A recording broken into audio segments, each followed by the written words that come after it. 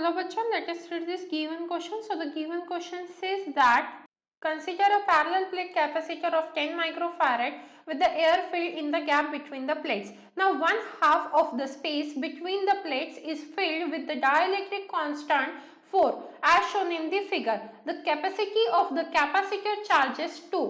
तो देखिए यहाँ पे हमें क्या बताया जा रहा है, पहले दो पैरेलल प्लेट्स थे जैसा कि आप देख सकते हो, ठीक है, उनके बीच में क्या था, एयर थी, तब उसका कैपेसिटेंस क्या था 10 माइक्रोफैराड। तो मतलब यहाँ पे C इज इक्वल टू जब epsilon naught A by D था तो तब उनका कैपेसिटेंस क्या था 10 माइक्रोफैराड, ठीक है।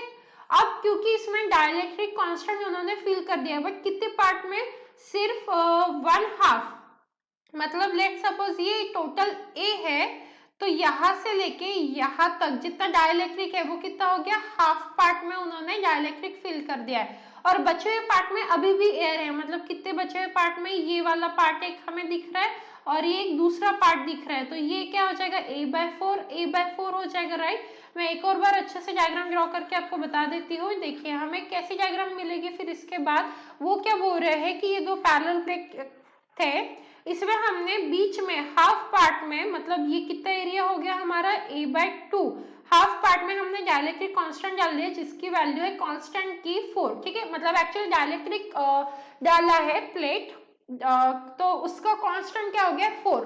तो ये बचा हुआ एरिया A/2 हो गया, सॉरी ये हाफ हो गया, तो ये क्या होगा, ये और इतना पार्ट मिला के A/2 हो गया।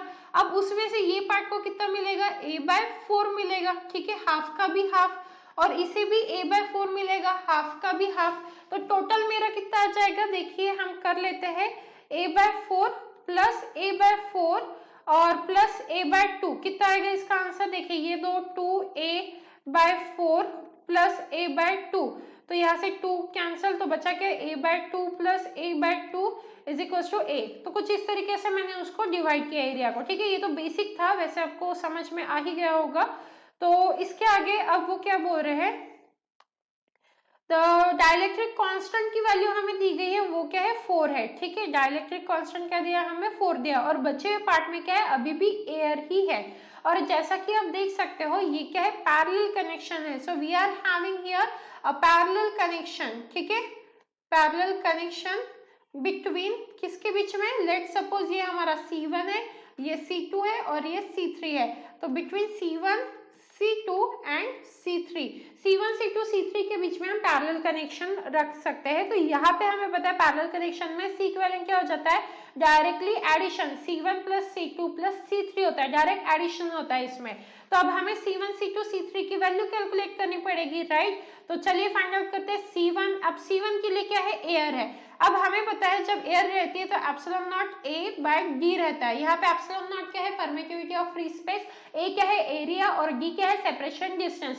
बट जैसे ही इसमें डाइलेक्ट्रिक आ जाता है तो हमें क्या करना पड़ता है, डाइलेक्ट्रिक कांस्टेंट से मल्टीप्लाई करना पड़ता है। तो ये जो K है ये क्या है, हमारा डाइलेक्ट्रिक कांस्टेंट है, so epsilon naught A into K divided by D हो जाएगा।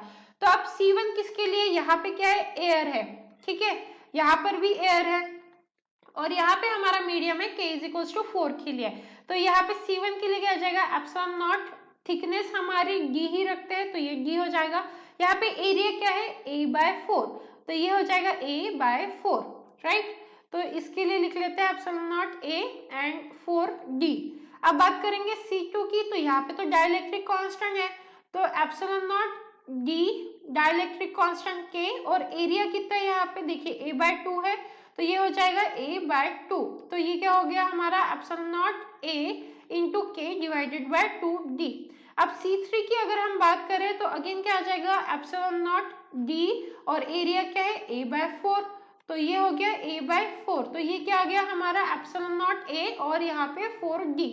अब ये जो फर्स्ट इक्वेशन है इसका यूज करते हुए हम इक्विवेलेंट कैपेसिटेंस फाइंड आउट कर सकते हैं। तो C इक्विवेलेंट क्या हो जाएगा हमारा, यहाँ पे क्या आ जाएगा, देखिए C1 की वैल्यू है एप्सिलॉन नॉट A/4D, सो ये हो गया एप्सिलॉन नॉट A/4D। यहाँ पर आ जाएगा हमारा एप्सिलॉन नॉट A K/2D और अगेन एप्सिलॉन नॉट A/4D। तो इसे मैं क्या कर देती हूँ, मल्टीप्लाई कर देती हूँ 2 से, तो मेरा डिनोमिनेटर सेम आ जाएगा, सो इक्विवेलेंट इज इक्वल टू आ जाएगा epsilon naught A plus 2 epsilon not epsilon naught A divided by, अब हर जगह देखो 4d आ गया, तो ये हो गया 4d। तो अब यहाँ से सी इक्विवेलेंट कैलकुलेट में कर सकती हूँ। के की वैल्यू मुझे 4 दी गई है, तो मैं 4 वहां पे डाल देती हूँ। ये हो गया एप्सिलॉन नॉट ए प्लस 2 इंटू के की वैल्यू में डाल रही हूँ 4 इंटू क्या हो जाएगा epsilon naught A plus epsilon naught A and divided by हो गया मेरा 4d।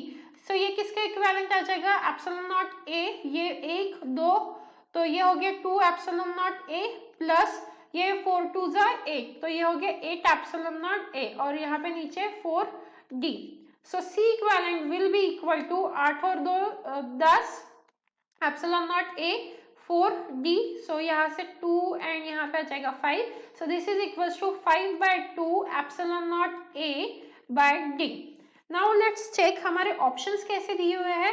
तो हमारे ऑप्शंस ओके, तो अब आप देखिए इसे इक्वेशन अगर हम ए कंसीडर करते हैं तो epsilon naught A and divided by D की वैल्यू हमारे पास 10 माइक्रोफैरेड है जो पहले हमें दी गई थी, ठीक है। तो अब इसका यूज करते हुए हम यहाँ पे ये देखिए ये क्या हो गया सी हो गया, सो 5/2 सी हो गया, यहाँ पे डाल सकते हैं फ्रॉम ए, ठीक है, फ्रॉम ए इक्वेशन। और हमें पता है since C is equal to कितना है हमारे पास, सी इज इक्वल टू है 10 माइक्रोफैरेड, तो यहाँ पे है 10 माइक्रोफैरेड, तो C equivalent will be equal to 5/2 into 10, तो यहाँ से ये हो गया 5, that means 5 into 5 25 microfarad is the final answer of our question. So if we check the options, option A is the correct answer for this question. So I hope you understood it well. All the best.